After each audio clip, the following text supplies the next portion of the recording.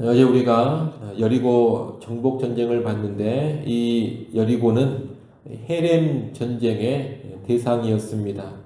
헤렘 전쟁이란 모든 것을 다 진멸하고 온전히 하나님께 드리는 것입니다. 만약 헤렘을 이행하지 않으면 이행하지 않은 사람이 진멸의 대상이 됩니다. 그것이 헤렘인데 여리고를 정복하는 도중 아간이라는 사람이 여리고의 물건 중 일부를 훔쳤습니다. 이것은 헤렘을 이행하지 않은 겁니다. 이것은 하나님의 것에 손을 댄 것으로 하나님을 업신여기고 모독하는 행위로 볼 수가 있습니다. 또한 하나님 앞에서 맺은 서약을 깨뜨리는 죄입니다. 아간은 탐심에 붙들려서 그런 죄를 지은 겁니다. 그런데 7장 1절에 보면 이스라엘 자손이 온전히 바친 물건으로 말미암아 범죄하였다고 합니다. 온전히 바친 물건이란 헤렘을 말하는 것인데 이 헤렘 규례와 연관해서 범죄했다는 겁니다. 그 뒤에 보면 구체적으로 아간이 범죄했음을 말하고 있는데 성경은 먼저 이스라엘 자손이 범죄했다 그렇게 말하고 있는 겁니다. 또 1절 맨 뒤에 보면 여호와께서 이스라엘 자손들에게 진노하셨다고 합니다. 직접적인 범죄는 누가 했느냐? 아간이 했습니다. 하지만 이스라엘 자손이 범죄했다 그렇게 성경은 말하고 있고 또 하나님께서 이스라엘 자손들에게 진노하셨다 그렇게 말씀하고 있습니다. 이것은 무엇을 보여주는 것이냐? 이스라엘 백성의 공동체성을 보여주는 것입니다. 이스라엘은 한 공동체로서 한 사람의 개인이 지은 죄와 동떨어질 수가 없는 겁니다. 물론 그 죄의 직접적인 형벌은 범죄한 개인이 받게 됩니다. 하지만 그 개인의 범죄로 인한 부정적인 여파와 손실은 공동체적으로 함께 감당하게 되는 겁니다.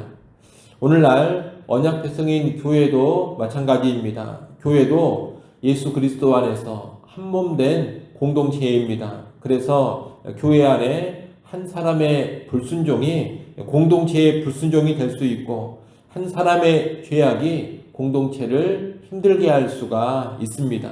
이것을 우리는 명심해야 하겠습니다. 이것을 명심하고 나 한 사람 정도야 이런 생각을 버릴 수 있어야 합니다. 나 한 사람이 교회 공동체 전체와 깊은 연관성이 있다는 것을 꼭 알아야 합니다. 그런 가운데 나를 지킴으로써 공동체를 지키고 나를 잘 세워감으로써 공동체를 세워가는 그런 신앙의 삶을 살아가야 하겠습니다. 그 뒤에 펼쳐지는 2절부터 5절까지 이야기는 아이성의 정탐과 패배에 관한 이야기입니다. 여리고를 정복하던 때처럼 여호수아는 정탐꾼을 아이성에 보냈습니다. 여리고 때와 달리 이번에는 정탐꾼들이 들키지도 않았고 아이성의 전력도 잘 분석했습니다. 정탐꾼들은 아이성은 작은 성이기 때문에 이스라엘 백성 전체가 다 올라가 싸울 필요가 없고 2-3천 명만 올라가면 되겠다 그렇게 보고합니다. 굳이 모든 백성이 가서 수고롭게 싸울 필요가 없다는 겁니다. 여호수아는 이 보고를 듣고서 2-3천 명의 군사만 올려 보내지만 그들은 대피하고 맙니다. 군사 중에 36명이 죽고 스바림이라는 곳까지 쫓깁니다. 5절 맨 뒤에 보면 이 패배로 인해 이스라엘의 마음이 녹아 물같이 되었다고 합니다. 그전에는 이스라엘 앞에서 가나안 족속이 두려워하면서 그들이 마음이 다 녹았다 그렇게 말씀했습니다. 그런데 이제 이스라엘 백성의 마음이 다 녹아내린 겁니다. 이러한 패배는 앞서 언급된 아간의 범죄 때문입니다. 여리고성을 무너뜨릴 때는 온전히 순종했던 백성이 그 후에 범죄했기 때문에 아이성 싸움에서 패배한 겁니다. 이것은 다시 한번 가나안 정복 전쟁의 승패가 어디에 달려 있는지를 잘 보여줍니다. 믿음으로 순종하면 승리하고 불순종하면 패배하는 것, 여러분 이것이 가나안 정복 전쟁입니다. 이스라엘은 결코 밖에 있는 대적이 강해서 패배하지 않습니다. 안에 있는 적, 다시 말해 공동체의 범죄, 불순종 때문에 패배하는 겁니다. 그러니 이스라엘 백성이 가장 경계할 것은 외부에 있는 적들이 아닙니다. 내부의 적인 죄와 불순종입니다. 이스라엘은 정탐꾼들을 보내 대적인 아이성은 잘 정탐했습니다. 밖에 있는 적인 아이성의 전력 분석도 잘했습니다. 하지만 정작 자기들의 상태는 몰랐습니다. 사실 더 민감하게 살펴야 했던 것은 자신들이었지만 그 일은 제대로 못했던 겁니다. 오늘날도 마찬가지입니다. 여러분, 교회가 세상에서 감당해 가야 하는 모든 영적인 전쟁은 무엇으로 감당하는 것이냐? 하나님과 함께하며 거룩과 순종으로 감당해 가야 하는 겁니다. 역사 가운데 교회는 밖에 있는 적, 외부의 적이 강해서 망한 적이 한 번도 없습니다. 외부의 세력이 핍박을 강하게 해서 무너진 적도 없습니다. 오히려 그럴 때 교회는 더욱더 부흥하곤 했습니다.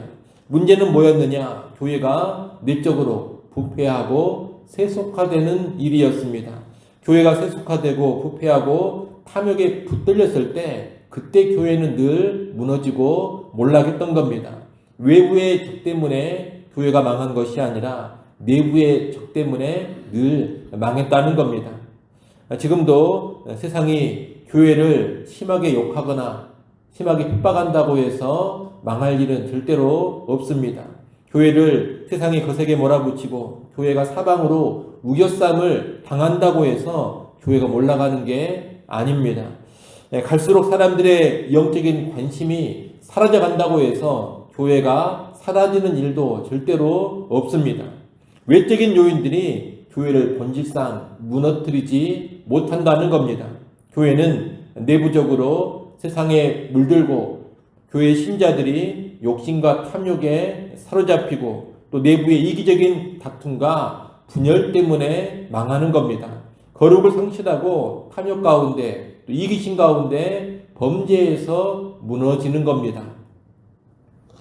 그렇기 때문에 오늘날 교회는 언제나 우리 내부를 점검하고 우리 내면을 잘 돌아볼 수 있어야 할 것입니다.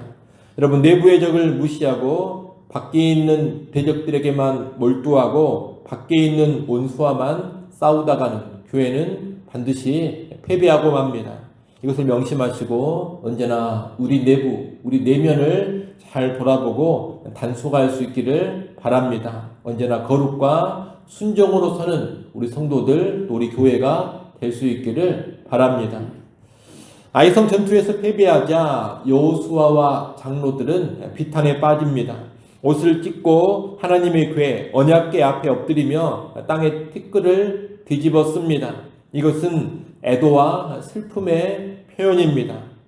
여호수아를 비롯한 지도자들은 슬픔 가운데 탄식하며 여호와께 어떻게 이런 일이 있을 수 있느냐며 호소합니다. 또 이렇게 패배해서 적들에게 망해서 이 소문이 세상에 퍼진다면 여호와 하나님의 명성에 스스로 먹칠하는 일이 될 것이라고 탄원을 합니다.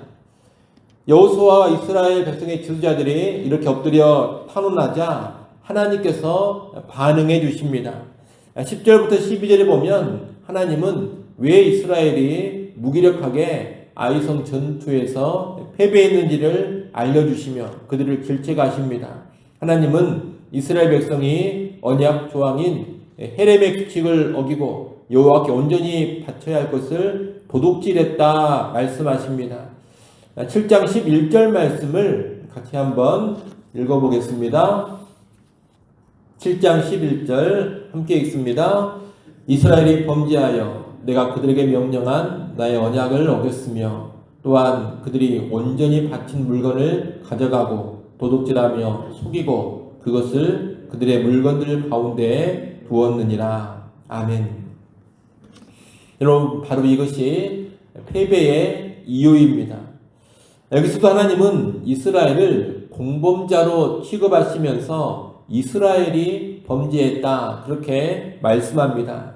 다시금 공동체성을 강조하고 있는 겁니다. 12절 하반절에 보면 하나님은 헤렘 물건이 제대로 처리되지 않으면 더는 이스라엘과 함께하지 않으시겠다고 합니다. 그러면서 이스라엘이 공동체적으로 이 문제를 해결하도록 범인 색출을 위한 구체적인 절차를 알려주십니다.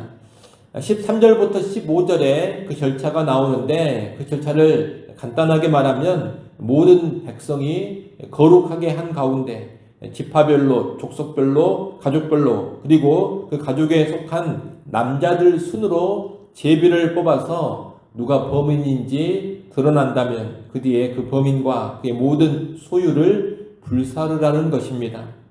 이스라엘은 하나님의 인도 가운데 범인을 색출하고 헤렘 규정을 어긴 범인을 진멸해야 합니다. 이렇게 죄를 처리해야지만 하나님은 함께 하신다고 합니다.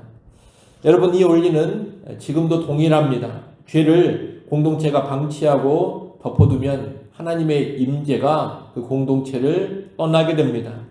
회개를 통해서 죄를 씻어내고 정결하게 되어질 때 죄 문제를 척결할 때에 주의 은혜가 함께하는 것이고 주의 임재가 공동체에 계속 임하게 되는 겁니다. 이 회개와 죄를 처리하는 과정은 때로 힘든 과정이 될 수 있습니다. 때로 고통스러운 일이 될 수도 있습니다. 하지만 그럼에도 불구하고 영적인 회복을 위해서는 반드시 거쳐야 하는 과정입니다. 그러니 오늘 우리가 범죄했다면 정직하게 회개하고 죄를 버릴 수 있어야 하겠습니다. 때로 교회 공동체 차원에서 누군가의 죄를 처리해야 할 때도 있습니다. 그때는 참으로 어렵고 고통스럽고 힘든 일이 될 수 있을 겁니다. 하지만 그럼에도 그런 과정을 거쳐야 할 때는 단호하게 그 과정을 거쳐야 합니다. 그래야지만 교회의 거룩이 유지되는 것이고 하나님의 임재가 교회를 떠나지 않는 겁니다. 죄를 처리하는 이런 일의 중요성을 잘 기억하시고 혹시라도 우리에게 죄 문제가 있다면 거룩한 심령을 가지고 단호하게 잘 처리해가는 그런 성도들, 그런 교회가 될 수 있기를 간절히 소원합니다. 기도합니다. 하나님 아버지, 죄가 공동체를 손상시키고 죄가 영적 전쟁에서 패배케 하는 원인이라는 것을 잘 알게 하시고 죄를 크게 경계케 하시고 죄를 떠나게 하여 주옵소서. 죄 앞에서 정직한 회개가 있기를 간절히 소원합니다. 또한 우리가 척결해야 할 죄는 단호하게 척결해 가게 하여 주옵소서. 회개와 죄 문제 해결을 통하여서 성도 개개인과 교회 공동체의 거룩이 회복되어지게 하시고 그 거룩이 잘 유지되어 가게 하여 주옵소서. 거룩한 교회가 되어서 하나님의 임재와 하나님의 은혜를 계속해서 누려가게 하여 주옵소서. 하나님 이 시간 하나님 앞에 나와 엎드려 기도합니다. 기도한 주의 백성들을 긍휼히 여겨주시고 하늘의 은혜를 허락하여 주옵소서. 혹시라도 걱정과 근심과 염려가 있다면 그 모든 것을 다 주 앞에 내려놓게 하시고 오직 감사함으로 하나님께 구할 것을 구하는 시간 되게 하여 주옵소서. 그런 가운데 모든 지각에 뛰어난 하나님의 평강을 누리게 하여 주옵소서. 예수님의 이름으로 기도드리옵나이다. 아멘.